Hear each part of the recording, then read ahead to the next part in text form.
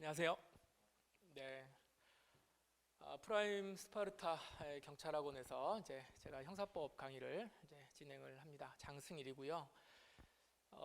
원래 이제 형법하고 소송법을 같이 이제 우리 형사법으로 가야 되는데 제가 차츰 말씀드리겠지만 은근히 하는 일이 많아가지고 형법은 조금 늦게 들어갈 것 같아요. 그래서 이제 형법은 이론 강의는 제가 이제 이번에는 못 들어갔고 이제 곧 이제 책이 나오는 대로 들어가겠습니다.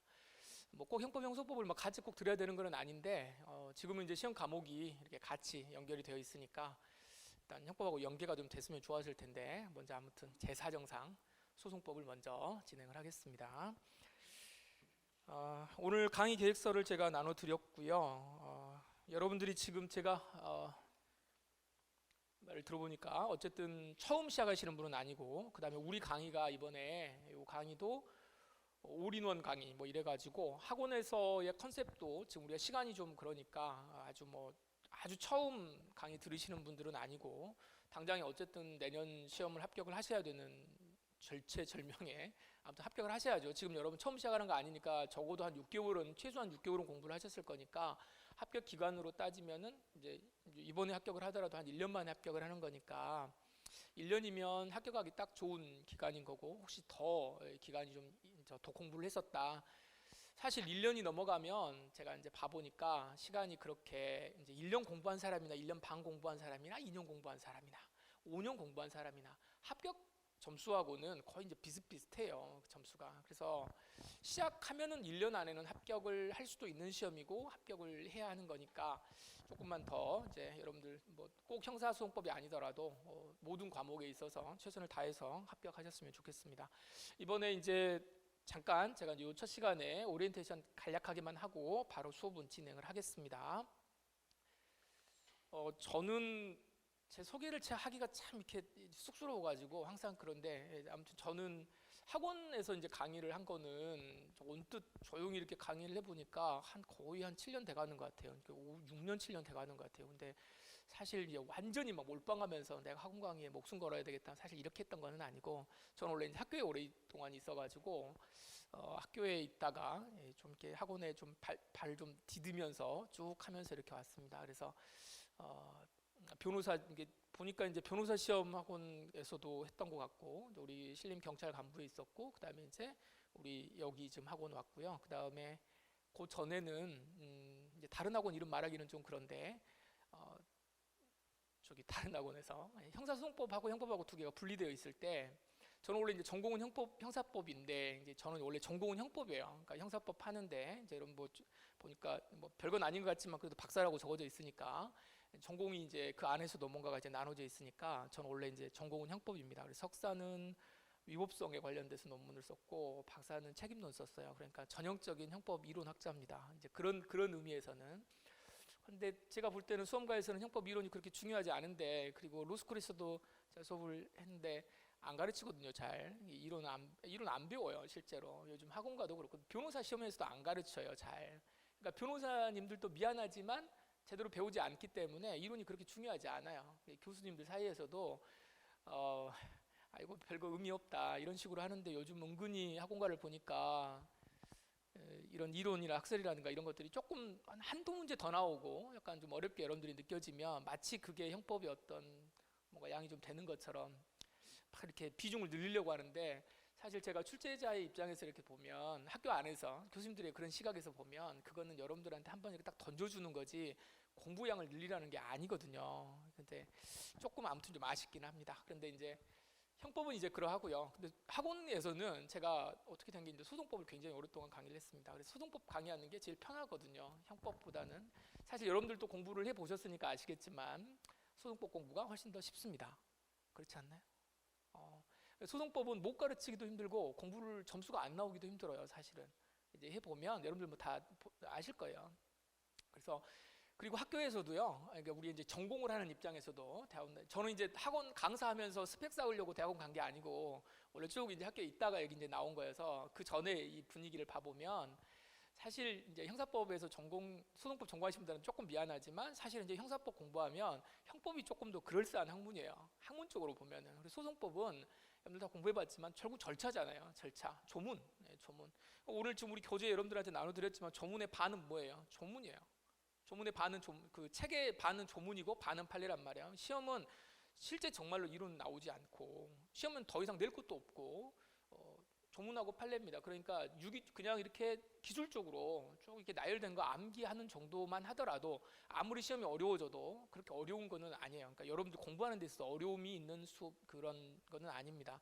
그런데 이제 저는 아무튼 그런 사람이에요. 그래서 소송법 강의를 꽤 이제 오래 해버렸기 때문에 오히려 이제 좀 이게 좀 더 편합니다. 그래서 아마 강의는 그럭저럭 아무튼 잘 진행을 할 거라고 저는 생각을 하는데 아무튼 잘 따라오시면 될 것 같습니다.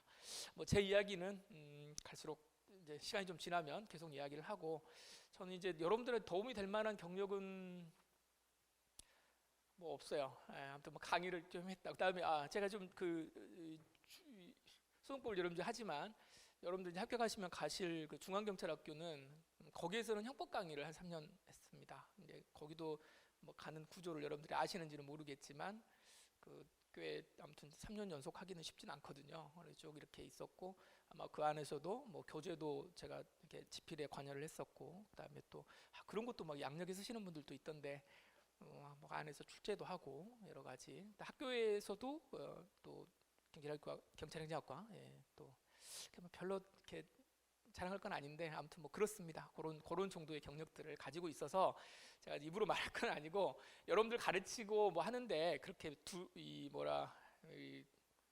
부족함은 뭐 좀 조금 뭐한 이야기지만 그렇게 부족하진 않을 거다. 다른 선생님들만큼은 가르칠 수 있을 거다. 그러니까 너무 염려하지 마시고 이제 선택하시면 잘 따라오시면 되겠습니다. 아무튼 뭐 제가 그렇게 제 이야기는 다음에 하고요.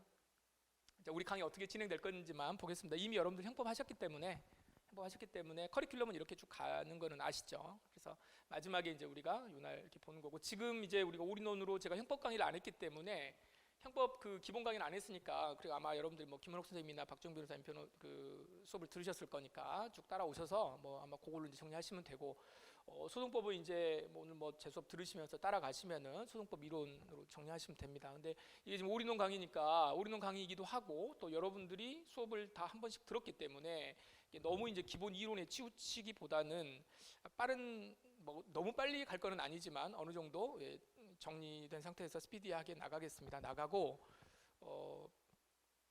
이 문제풀이하고 OX는 내일부터 나갈 거거든요. 아침 이게 수업 들어오기 전에 오늘 공부했던 내용들을 OX를 제가 드릴 거고 그다음에 중간중간에 모의고사를 통해서 또 문제로 학습을 하겠습니다. 제가 이제 수험가 이제 좀 대학에 있다 보니까 사실 이렇게 객관식 시험 문제 가르치는 것을 못 가르치는 게 아니라 이게 좀 약간 객관식 특히나 이제 그 로스쿨 그 강의가 요즘에 막 많이 그러거든요. 제가 이제 아주 로스쿨에서 막 아주 많이 강의를 많이 했던 건 아닌데 그 문제 특히나 형법이죠. 형법은 사례 보고 판례 외우고 사례 보고 판례 외워요. 근데 그럼 학원이라는 게 아니라 변호사 교육은 로스쿨에서 교육은 뭐 대단한 걸 하느냐 그렇지 않아요. 거기도 여러분들이 배우는 형법 똑같이 배우는 거고 딱 그만큼이에요. 제가 이제 변호사 학원 같이 하면서 있으면서 또 경감부 이렇게 하면서 이렇게 봐보니까 제가 알고 있는 형사법의 강의 내용은 거의 비슷해요. 똑같아요, 사실은. 그런데 이제 어떻게 써내느냐. 변호사 시험은 써야 되는 거니까 조금 더 외워서 써야 되는 것이고 객관식만 본다고 보면 다 똑같습니다, 사실은. 그러니까 우리가 출제 범위가 좀 이렇게 비중이 좀 다르다 뿐인 것이지 다 똑같아요. 공부하는 방법은. 그러면 우리는 객관식을 공부하는 거니까 어떻게 할까? 이렇게 말하면은 좀 그런데 문제를 많이 푸셔야 돼요. 어쩔 수 없이. 요거는 영업 비밀이 아닌 영업 비밀이에요. 그러니까 수험가에서는 이제 어쩔지 모르겠지만 이론을 많이 한다 그래가지고 이 기본 이론 수업을 몇 바퀴 돌렸다 그래가지고 해결되는 건 아니에요. 그건 확실해요.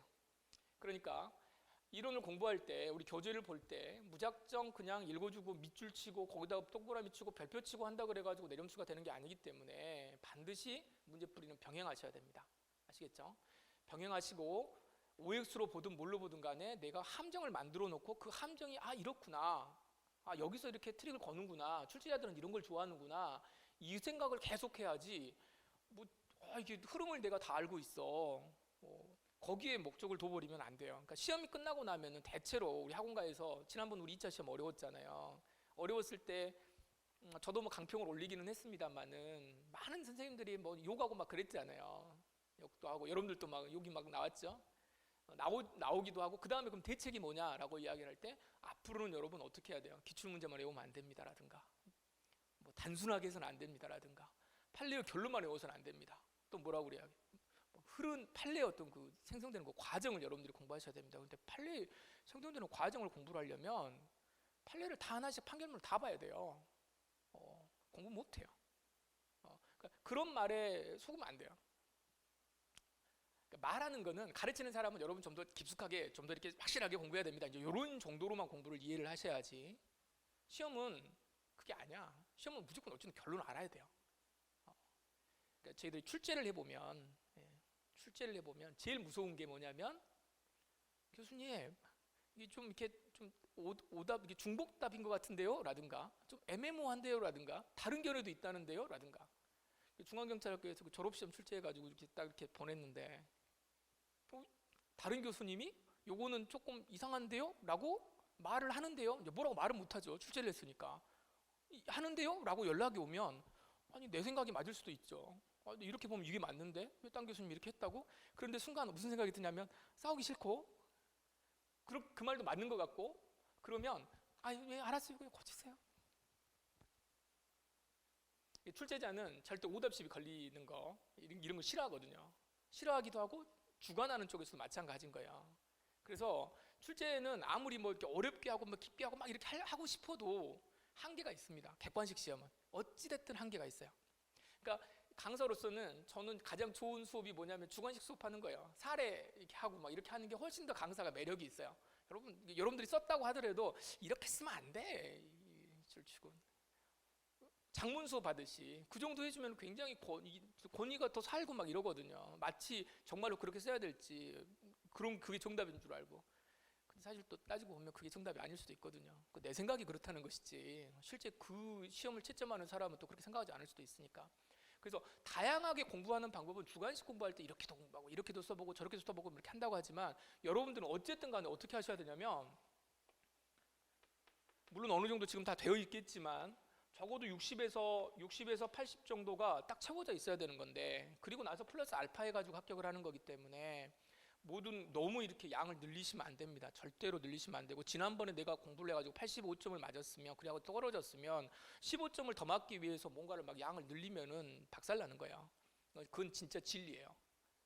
여러분들 합격하면은 공부 잘할 것 같잖아요. 합격을 하면 다 엄청나게 공부 잘해가지고 합격할 것 같잖아요. 그런데 예. 근데 이제 중경에서 수업하다가 이렇게 물어보면 질문하면은 저기 긴급 피난이 뭔지 말해봐요. 이렇게 말하면 대답을 못해. 왜냐하면 제가 그래서 한 3년 동안 있으면서 무슨 생각을 했냐면 합격을 하지만 노량진에서 열심히 공부해가지고 합격을 하지만 중경을 딱 들어가는 순간 까마귀 고기를 먹고 다 잊어버립니다. 물론 합격하는 순간부터 잊어버렸을 수 있어요. 지식을 여러분들이 뭐 공부해서 합격했다고 그래가지고 대단한 지식을 가지고 있는 게 아니기 때문에 딱 합격할 정도의 그 내용들을 정확하게 꽂아서 공부를 하는 겁니다. 근데 그렇다고 해서 대충 공부하라는 게 아니라 늘리지 말라는 걸 제가 말씀드리는 거예요. 그래서 문제풀이를 반드시 하시라. 같이 병행하시라. 그리고 나서 나중에 이제 심화 문제라고 하는 게 조금 더 어려운 문제하고 종합적인 문제하고 이런 것들을 좀 해서 문제풀이를 할 텐데 문제풀이는 사실 이제 제가 나중에 이제 좀 강의에 대해서도 말씀을 드리겠지만 꼭 강의가 필요한 사람도 있고 강의 없이도 혼자 독학해 가지고 하는 사람들도 있거든요. 사람마다 다르거든. 그러니까 그건 자기 선택을 하시면 돼요. 그거는 뭐 유튜브 봐보면 알잖아요. 강의 들을 필요 없어요. 뭐 이런 것도 올라오고 꾸준히 따라갔더니 합격했어요. 이런 것도 올라오고. 그러니까 괜히 그딴 거 보지 말고 내가 어떤 스타일인가를 잘 보셔가지고 강의를 잘 따라오시면 되고 제가 이제 지방에서도 이제 강의를 좀 해봤었는데 이제 제 고향하고는 좀 떨어진 곳에 가서 이제 조용히 이름도 바꾸고 해가지고 제가 조용히 막 강의를 하던 때가 있었어요. 거기서도 합격을 많이 해요. 시골이지만. 그러면 항상 우리 공무원 시험 공부한다 그러면 여기 메카를 뭘로 생각해요? 노량진을 생각하죠. 집이 어디입니까? 노량진입니까? 여기 아무튼 서울이죠. 혹시 지방에 있습니까? 지방에도 올라오신 분 계십니까? 그래요? 저는 이제 저 지방에 그래서 강의할 때 이 친구들도 노량진에 대한 생각이 일단 뭔가 있을 거 아니에요. 저도 예전에 저기 대학 다닐 때 신림동이라는 어떤 그런 뭔가를 생각을 할 거 아니야. 아, 고시 공부하면 신림동 가야 될 것 같고 왠지 신림 방학 때 이제 한 번씩 갔다 오면은 야, 거기 가면 어떠냐, 그 유명한 강사는 어떻게 강의를 하냐. 왜냐면 우리 때는 테이프만 들었거든요. 이렇게 영상도 없고 목소리만 들었어, 목소리만. 그러니까 야, 이게 촌놈 그런 생각으로 막 한단 말이죠. 그런데 올라간 사람도 합격을 하지만 거기에서 그냥 그 지방 학원에 그냥 이름도 없는 강사들한테 시험 공부하는 사람들도 여러분 다 합격합니다. 나와요, 진짜로. 그리고 유명한 선생님 말하잖아요. 나는 아니까 이름 많이 들어봤으니까 야, 무슨 선생님 교재에 보면 이렇게 또 나와 있던데, 이렇게 말하면 그 누군데요? 막 이런단 말이야. 그래도 합격을 해요. 그래도 합격을 해. 이게 무슨 말이냐면 여러분들이 믿고 보는 요 교재, 그러니까 선택한 교재가 틀리게 나온 거면 정정하시면 되고, 어쨌든 간에 틀리지 않단 말이에요. 이상한 게 나오지 않는 이상은 여러분들이 반복하시고 보면 다 합격할 수 있는 거예요. 모든 교재는 다 100% 적중이에요. 굳이 이야기를 하자면. 왜냐면 여러분 최신 판례 안 보고 가는 사람 없잖아.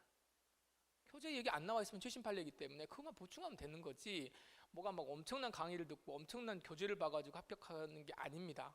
그건 이제 자기 만족일 수는 있는데, 그러니까 마인드 컨트롤 잘 하시고 잘 따라오시고, 1, 2월 달에 전범 및 통역 모의고사는 제가 원래 이제 어떻게 들어오려고 그랬냐면, 제가 지금 학기가 아직 제가 좀 다른 일들이 좀 있어서 이제 여기 겨울 방학이 여기 되면 요 때부터 지금 형법을 들어오려고 지금 생각을 했는데, 아마 이제 문제집이 나오면 아마 이제 형법도 문제를 어찌됐든 간에 뭐 여러분들 듣든 안 듣든, 아마 근데 이제 형법을 다른 선생님한테 들으셨으니까 굳이 뭐 제 걸 꼭 들으실 필요는 없고, 이제 들어오려고 하는데 요때는 이제 사실 문제를 같이 봐야 될 거 아니에요. 28문제, 12문제를. 그다음에 섞어진 문제가 있잖아요. 종합 문제가. 종합 문제는 제가 이제 변시에서 강의할 때는 변시는 어떻게 하냐면 40문제에서, 변시도 형사법 40문제인데 31번부터는 종합 문제예요. 이게. 그러면 형법은 한 20문제 나오고 소득법은 10문제 나오거든요. 훨씬 더 우리보다는 좀 더 이제 난이도가 더 있겠죠. 그다음 범위가, 형사소송법은 더 양이 더 많으니까 우리 거하고는 다르게 공판도 나오고 재판도 나오고 하니까 훨씬 더 양질의 문제를 내면서 이렇게 갑니다. 이때 문제 보면서 많이 여기서 이제 시간도 많이 걸리죠. 그러니까 요거가 이미 2009년부터 시작을 한 거기 때문에, 2009년에 이제 로스쿨 시작해가지고 11년부터 1회 시험부터 계속 이제 이런 형태로 나왔기 때문에 형사법으로 변할 때 누구나 다 예측하는 거야. 우리 경찰 시험이 형사법으로 바뀌었을 때 종합 문제 나올 거라고 하는 건 내가 찍었다가 아니고 누구나 다 했던 거고, 변호사 업계에서는 이미 한 10년 늦게 되는 거란 말이야. 요 문제 형태를 사실 따지고 보면 어렵지는 않지만 나중에 공부하신 다음에 형법과 형사소송법을 유기적으로 연결할 수 있는 그런 연습을 잘 하셔야 됩니다. 그 부분을. 그래서 연습하실 때 조금 더 그 부분 제가 좀 강조해서 좀 전달해 드리겠다 말씀드리고, 시험이 원래 이제 어쩔 때는 제가 이제 한 16년 말인지 17년인지 그때부터 제가 이제 경찰학원에서 강의를 했는데, 어쩔 때는 뭐 2월 말에도 봤다가 3월 초에도 봤다가 어쩔 때는 막 이렇게 좀 뒤로 갔다가 막 이러더라고요. 그러니까 1차 시험이 좀 애매모호한데 아마 우리 학원 커리는 지금 한 3월 정도에 시험을 볼 거라고 생각하고 이렇게 지금 계획표가 이렇게 돼 있는 것 같아요. 그래서 어쨌든 순서대로 잘 할 테니까, 그리고 마지막에 딱 해서 보시고 마지막에 합격하시는 걸로 가겠습니다. 합격하시죠. 합격하시면 때깔이 다릅니다. 혹시 저기 책상에다가 뭐 이렇게 막 붙여놨어요? 혹시 그 뭐 순경 하다못해 저 친구 있으면 중앙경찰학교 매점에 가면 여기 순경 그 계급장도 팔고 그러는데 하나 사달라 그래가지고 하나 사달라 그래요. 그래가지고 앞에다가 다 붙여놔. 어쨌든 가장 멋진 모습을, 이게 학원에서 그 깨재재한 모습을 봤는데 갑자기 교수실로 찾아와가지고 선생님 하고 찾아오는 사람도 있어요. 몰라봐요. 얼굴 색깔이 달라. 그게 정말 멋진 것 같습니다. 아무튼 그 모습 잘 생각하시면서, 전 중경 첫 수업에 제일 먼저 그 이야기 하거든요. 엄마가 좋아하죠. 이 말에는 엄마가 제일 좋아하는 사람이 누구예요? 합격한 사람이. 저는 막 엄마 그러면 벌써 막 눈물 날라 그러거든요. 엄마 생각하면서 열심히 하십시오. 자, 이제 공부 어떻게 조금 할 건지만. 자, 우리 이제 40문제에서 12문제 나오는데 아까 말씀드렸지만 12문제예요. 근데 12문제인데 이 중에서 한 문제는 또 뭐예요? 형법하고 소송법하고 같이 합쳐진 문제예요. 합쳐진 문제. 그러면 이제 시험 문제 뭐가 나올까? 조문 아니면 판례예요. 진짜 따지고 보면 조문 아니면 판례예요. 그래서 책도 오늘 또 제가 지금 자료를 좀 보면서 뭔가 책에다가 뭐가 궁시렁궁시렁 적었지만 결국 가장 중요한 거는 뭐냐면 조문이에요. 그 조문이 지문이고 그 지문 가지고 장난치는 거기 때문에 조문 무조건 반복해서 읽으시는 겁니다. 강의 많이 듣는 게, 강의는 제 강의 수업 듣지 말라는 게 아니라 무조건 공부는 뭘로 하는 거예요? 조문을 보시고, 조문이 지문이잖아요. 조문이 지문이야. 그게 그러니까 포인트 잘 잡아서 계속 하시고, 제 교재 저 뒤쪽에 보시면 수사 준칙을 따로 빼놨어요. 그것만 따로 해가지고 다시 집어넣어놨기 때문에, 물론 수업할 때 다시 또 보겠지만, 할 일 없으면은 그 책 뒤에 보면 수사 준칙을 제가 가로도 좀 쳐놓고 좀 해가지고 그럴싸하게 대충 이렇게 만들어놨습니다. 그러니까 그거 계속 반복해서 읽으세요. 그게 지문이다, 그게 문제다 생각하시면서 가시면 됩니다. 이론하고 학설은, 형사소송법은 학교에서도 그렇고요. 여기 형사소송법 논문은 없어요. 실제 그 학설을 논한 논문이 없어요. 박사학위 논문이, 석사학위 논문이다. 다 뭘 하냐면, 학교에서 어차피 교수님들이 출제를 하시니까 그걸 생각해 보시면, 학교 이쪽에서 배우는 거는, 쓰시는 거는 뭐냐면 다 정책이에요. 형사 그 소송법은. 예를 들어서 검사의 영장 청구권에 대한, 영장 청구권에 관한 연구, 이런 글을 썼다고 하면 영장 청구권을 경찰에게도 줘야 될지, 검사에게만 있는 것이 맞는지, 다른 나라는 어떻게 하는지, 이런 걸 가지고 논문을 쓰지, 형사소송법은 이론이라는 게 있을 수가 없어요. 그러니까 있기는 있지만 중요시 여기지 않아. 전혀 중요시 여기지 않아요. 형사소송법은 그러니까 쓰기도 쉬워요. 사실은 논문 쓰기도 훨씬 쉬워요. 이 절차법은 그냥 그 절차를 어떻게 할 것인가, 뒤집어 한번 엎어볼까, 해볼까, 뭐 이런 것들이야. 그런데 형법은 어때요? 실제법이니까 생각을 해봐야 될 거 아니야. 최근에 제가 나온 논문 보니까 직계 존속사, 우리 존속살해죄 있잖아요. 근데 최근 대법원 그 논문집에 뭐가 하나 나왔냐면, 누가 썼는지 모르겠는데 그냥 소논문으로 쓴 건데, 직계 비속살해죄의 신설에 관한 연구, 뭐 이런 걸 쓰는 거야. 직계 비속, 그러니까 없는 걸 만들어서 이런 거 한번 쳐버려보면 어떨까, 이런 것들을 하는 거예요. 이런 것들도 있고, 아니면 형법 이론 쪽으로 가가지고 다시 한번 뭐 고의에 관한 고의, 공동정범 이런 것들 달리 봐야 되는 거 아니냐. 그런데 그런 건 사실은 어렵죠. 지금 있는 것도 우리 어려워 죽겠는데. 그러니까 그쪽은 어려워요. 사실은 논문 쓰기도 어렵고, 가르치는 것도 거기까지 공부하기는 더 어렵고. 근데 우리는 이쪽은 학설이 없습니다. 기껏 나온 게 지금 우리 지난번 시험에 뭐 나왔어요? 무죄설, 함정수사. 기억나요? 오늘 함정수사까지 갈지 모르겠지만, 함정수사 공부할 때 함정수사는 무조건 많이 외운단 말이야. 함정수사는, 여러분 함정수사 나오면, 이게 지금 우리는 사실 우리 시험은 지금 재판 파트가 빠져버렸기 때문에 공소기각 판결, 공소기각 결정, 면소 이런 것들을 직접적으로 시험에 내지 않는단 말이에요. 어떻게 결론이 내려가는지를. 그런데 함정수사 나오면 그거 공부할 때 우리가 뭐라고 해요? 함정수사 나올 때, 여러분 이게 함정수사이긴 한데 증거가 위수증처럼 보여가지고 이게 마치 무죄 판결을 해야 되는 거냐라고 생각할 수 있을런지 모르지만, 이건 함정수사는 수사 자체가 뭐야? 신의 측에 어긋난 것이기 때문에 공소제기가 법률 규정에 위반된다. 그래서 뭘로 가겠다? 공소기각 판결로 간다. 그래서 이건 이렇게 외워요. 다 이렇게 외웠단 말이야. 다 외웠는데, 이게 설이 무슨 설이냐면, 학설로만 따지면 무죄설이 있어요. 무죄로 가자. 무죄로 간다는 말은 무슨 말이겠습니까? 공소제기를 해가지고 무죄로 간다는 거는 실체 재판을 한다는 거예요. 실체 재판. 유죄 무죄를 따져보겠다라고 하는 건데, 이렇게 해결해가지고 무죄로 가면 되는 거 아니냐라고 하는 견해가 있었단 말이에요. 근데 거의 논하지 않아. 경찰 시험에서 아무도 논하지 않아요. 기존에 그런 문제 없었어. 다. 그리고 뭐라 그러면, 함정수사 나오면 여러분 다 공소기각 판결입니다. 그리고 저는 이제 예전에 가르칠 때 뭐라 그러냐면, 헷갈린다 싶으면 공기판으로 가라 그랬어요. 왜냐면 공기판이 너무 많으니까, 결론이 너무 많아. 공소기각 판결이 헷갈린다 싶으면 다 공소기각 판결로 가면 웬만하면 70-80%는 맞는다, 이렇게 말을 했는데, 이게 나오니까 마치 뭔 것 같아요? 무죄설. 와, 이제 앞으로는 학설도 공부를 해야 되나 보다 이랬지만, 지문을 제가 나중에 우리 교재 보면서 보겠지만 무슨 견해냐면, 가벌성이 없다고 나와요. 가벌성이 없다고. 지문 자체 나중에 이제 확인하겠습니다. 당연히 그거는 무죄설과 관련된 내용이었거든요. 조금 봐보면. 그다음에 그걸 모르더라도 1, 2, 3번 다른 게 또 나가버릴 수도 있잖아요. 문제 푸는 데 별 지장이 없는 내용들이 학설로 나온 것들이에요. 그러니까 괜히 어설프게 확장하지 마시라. 그래서 여기는 걱정하지 마시고, 특별히 수업 시간에 언급하거나 한번 이렇게 여러분 이것도 한번 봐보세요라고 말하는 거 아니면 혼자서 괜히 나 이거 조금 더 공부할래 이러면서 하시면 안 됩니다. 절대 하시면 안 됩니다. 자, 뭐 요거는 한번 이제, 그러니까 요것만 잘 하시면 되고요. 요것만, 강의 꼭 필요하냐, 요건 여러분들이 선택하시면 돼요. 강의를 어떻게 들으실 건가지. 근데 제가 볼 때는 진짜 독종들은 혼자서도 잘하는데, 저는 지금 고시 공부를 다시 한다 그러면, 이게 학교에 있을 때는 교수님이 와가지고 논문 쓸 때는 너 이렇게 써라 이렇게 써라 안 가르쳐 주거든요. 알아서 쓰는 것이야. 그래, 알아서 쓰고 못하면 빠지는 거예요.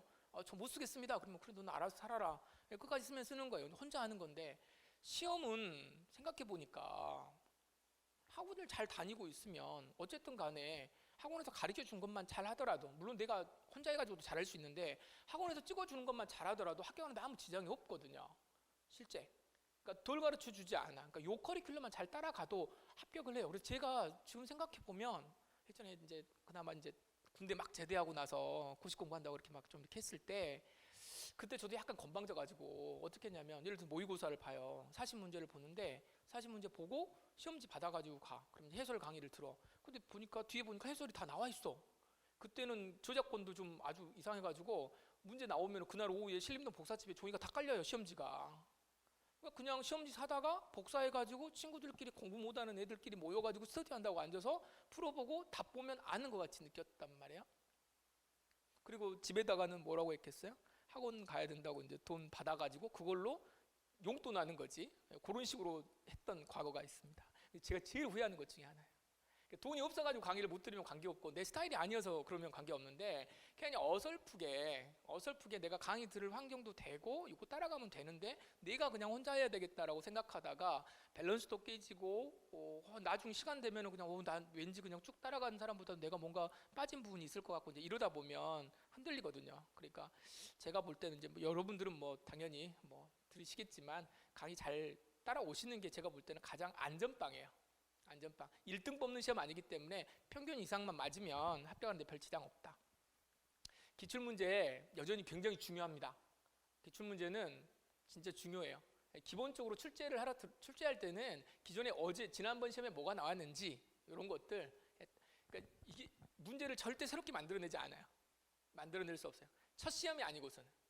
알겠죠? 그러니까 거기에서 기출문제만 맞아도, 그러니까 이게 지난번 시험도 봐봐요. 기출문제 우리가 시간이 없어서 많이 못 풀었지, 기출문제로 계산해봐요.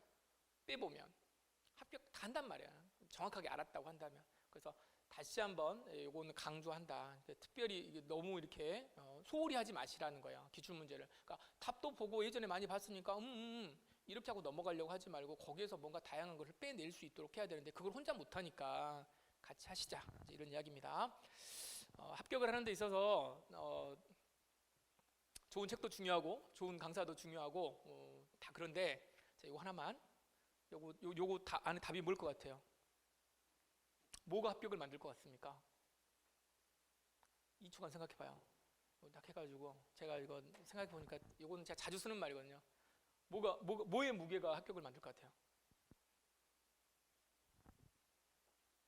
여러분, 이 엉덩이의 무게입니다. 이 정답이에요. 앉아있는 놈 못 해봐요. 머리 막 빨빨하고 모르게 막 대단한 무슨 뭐 비법 자료 막 찾을 것 같지만 끝까지 앉아있는 사람 못 찾아요. 이게 못 이겨요. 그러니까 성실하게 하시라는 겁니다. 공부는 성실하게 하셔야지. 이게 꼰대 같은 이야기인데 아무튼 성실하게 하셔야 돼요. 끝까지 잘 앉아 계시고, 우리 자습실에서 공부하시면 문 닫고 내가 나간다 생각하고 아침에 일어나면 일찍 일어나고, 그래서 타이밍 잘 맞춰서 이렇게 공부하시면 합격하실 거다. 요거는 그냥 그거예요. 근데 여러분들 공부를 하셨다고 하니까 저는 요거 이제 처음 강의할 때 제가 요 그래프 많이 쓰는데, 합격 점수가 요 정도 된 친구들이 있어요. 합격점이 만약에 85점이면 83점으로 떨어진 친구들 시작점이 여기잖아요.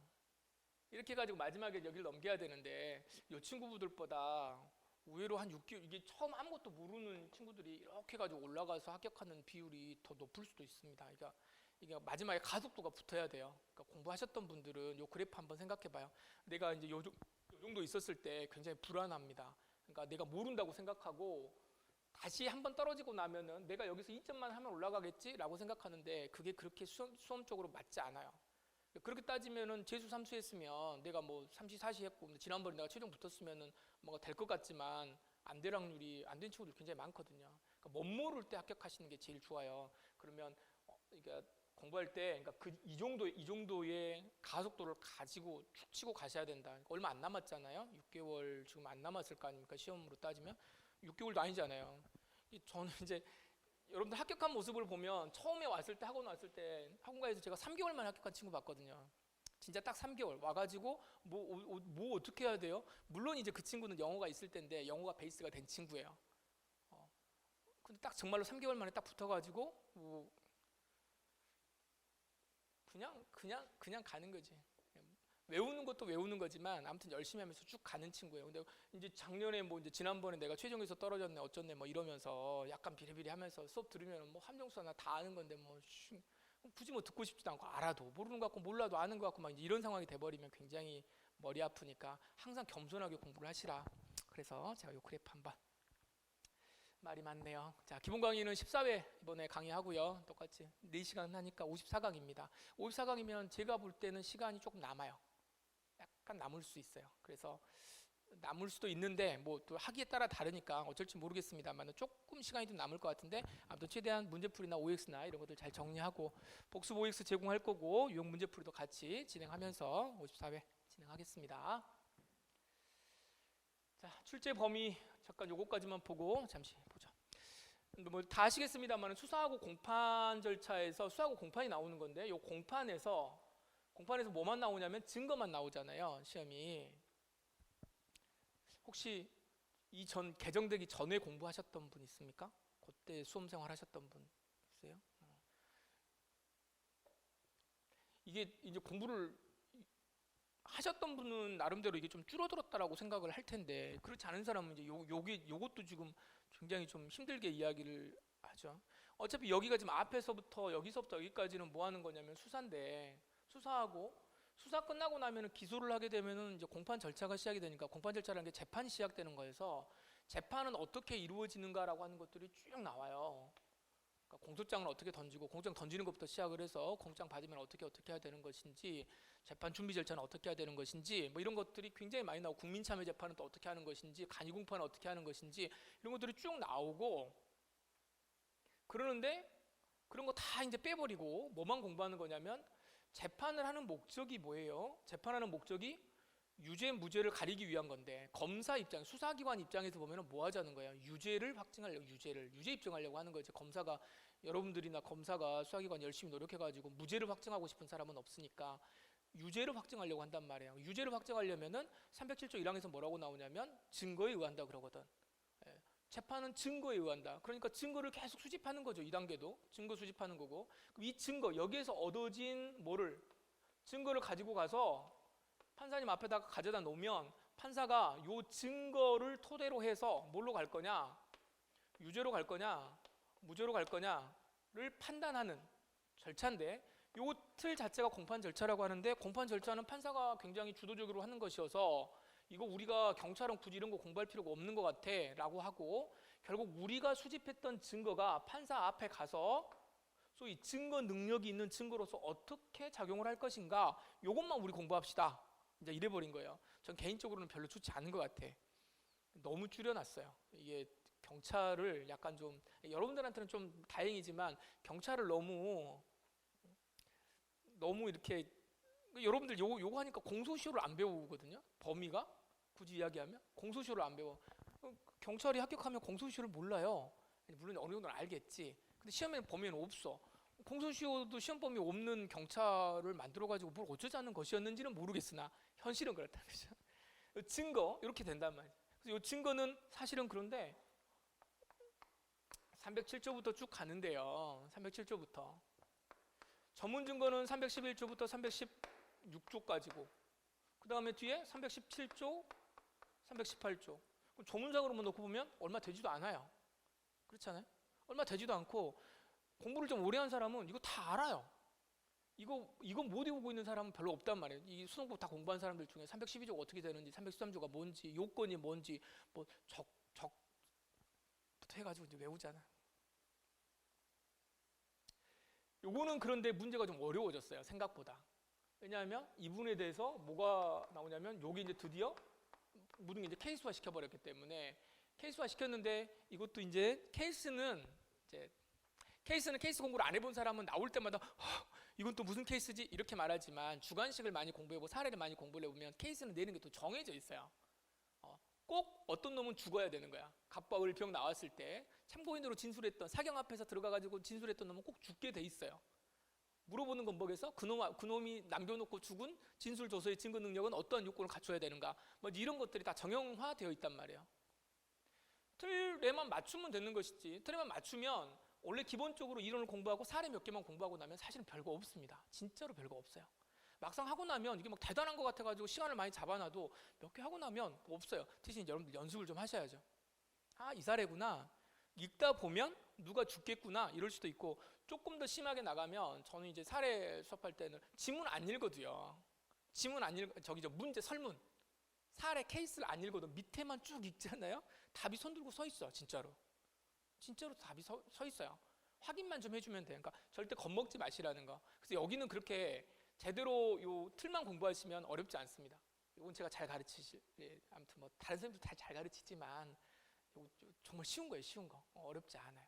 문제는 암기를 해야 되는데 양으로 따지면 요 친구는 그러니까 이것밖에 없어. 여기서부터는 전문증거가 진짜 이게 원본증거 이거 구별하는 문제하고 전문증거의 어떤 의미에서 관련된 사례 문제하고 이런 거밖에 없어요. 탄핵증거나 이런 거 공부하셨으니까 탄핵증거나 동의 뭐 이런 거 나오면 문제 아싸 아닙니까? 나오는 거 맨날 나오는 건데 그런 거 공부하면서 막 뭐 대단한 공부한다고 티낼 필요는 없고 이쪽 케이스인데, 문제는 뭐냐면 사실은 전 여기에요. 수사야, 수사. 수사는 케이스가 나와서 어려운 게 아니라 뭐예요? 조문이 많아요. 조문이 많아. 그리고 장난칠 만한 것들이 많아요. 거기에다가 지금 뭐가 들어와 버렸어요? 수사 준칙이 들어왔단 말이에요. 수사 준칙이. 이 내용들도 이제 나올 만한 것들이 이제 정해져 있기는 하지만 어려운 건 아닐 거다. 이거 이해하기 어려운 건 아니에요. 그럼 여기 이렇게 보면 사실은 뭐 없습니다. 결국 수사권 저중과 관련된 수사 준칙 문제 잘 보시고요. 그 다음에 이민수사, 강제수사 큰 틀은 요거 두 개만 나눠가지고 각각의 요건들만 잘 보시면 되는 거고, 강제수사 쪽에서 나오는 거는 사실 따지고 보면 강제수사는 다 뭐예요? 뭐에 영향을 받는 겁니까? 영장주의 영향 받는 거잖아요. 영장주의 영향 받는 건데 요 영장주의 위반되는 게 다 뭐야? 이쪽으로 넘어오면 308조 2에 있는 위수중하고 단결되는 거잖아요. 책 봐보면 여러분들 공부 다 다 봐봐요. 이쪽에서 나왔던 판례, 이쪽에서 위수중 판례 다 또 나와. 다 또 나와요. 이쪽에서 위수중으로 다 넘겨가지고 더 압축할 수도 있어요. 그 양이 없어. 어차피 몇 문제? 12문제. 한 문제 빠지고 11문제. 아시겠죠? 예. 그래서 이렇게 보면은 뭐 그렇게 어려운 파트가 아니라는 거 잘 생각하시고 잘 들어오시면 되겠습니다. 그래서 저랑 같이 수업하실 때요, 요 절대 그 어려운 내용도 아니고 어려운 내용 아니니까 뭐 어쨌든 잘 정리하시고, 교재 한 번만 소개만 좀 드리겠습니다. 교재는 뭐 이제 뭐 거의 뭐 비슷해요. 예, 근데 제가 조금 이렇게 강조하는 부분들은 좀 볼드체로 좀 적어놨고 정리가 좀 되어져 있으니까 이제 제가 쭉 이렇게 천천히 이렇게 가면서 체크된 부분들만 암기를 잘 하시면 돼요. 여기는 형사소송법은 아무튼 쉬워. 쉽다 그러면 제가 너무 좀 모르겠지만 교재대로만 잘 보셔도 충분하니까, 거기다가 제가 이제 사실 제가 조금 더 욕심이 있었으면 교재가 좀 난잡해질 것 같아가지고 안 했는데, 어떤 문장이 있으면 거기 이제 틀리는 지문 있잖아요. 그러니까 틀리게 만들 수 있는 OX 지문들을 좀 집어 넣으면 바로바로 확인이 되니까 그 작업까지를 할까 말까 하는데, 그렇게 하면 너무 책이 이제 지저분해져요. 이게 뭐 다 이렇게 여기도 X를 만들 수 있고 여기도 만들 수 있고 막 이러니까, 그래서 그런 것들은 안 돼 있더라도 제가 계속 수업하면서 계속 체크를 해드리면 체크하시면서 가시면 되겠습니다. 그래서 뭐 어렵지 않게 여러분들하고 첫 시간이어서 이래저래 먼저 말씀을 드렸는데, 다 꼰대 같은 이야기죠. 다 알고 있는 이야기지만 여러분 특히나 이제 영상 들으시는 분들도 그냥 스킵해서 요걸 빨리 해서 한번 들으시면 됩니다. 요거는 요 정도 하시면은 충분히 12문제 보는 데는 아무 이상이 없다. 그리고 더 문제가 더 줄어들었기 때문에 쉽게 나올 수 있어요. 쉽게 공부할 수 있고, 마지막 이제 제가 이제 나중에 이걸 다 하고 나서 소송법은 소송법대로, 형법은 형법대로 잘 해놓으시면 복합 문제 있잖아요. 복합 문제도 문제 만들 때 복합 문제 어차피 1번, 2번은 형법이고 3번, 4번은 소송법인데, 나중에 뭐 이제 답이 대체로 보면은 형법 쪽에 많아요. 그런 것들도 있는데 만들어낼 때 뭐 죄명을, 어차피 형법은 죄명을 물어볼 거고, 그 다음에 밑에 있는 거는 영장주의와 관련된 거 물어본다. 뭔가 위수준과 관련돼 가지고 이런 요건이냐 뭐냐 이런 것들 해서 문제 내니까 어려운 건 아니에요. 대신에 여러분들 형법과 소송법을 왔다 갔다 할 수 있어야 돼요. 그게 있어야 되는 것이죠. 그 정도만 잘 하시면 형사법 어렵지 않게 공부 합격하시는데 어려움 없을 겁니다. 오히려 이제 잘 정리하시고 경찰학 열심히 하셔서 그 목 같은 경찰학이죠. 양이 많으니까 경찰학 공부 잘 하셔야죠. 형사법은 저랑 잘 한번 좀 따라가 보시죠. 잠시 쉬었다가 수업 계속 진행하겠습니다.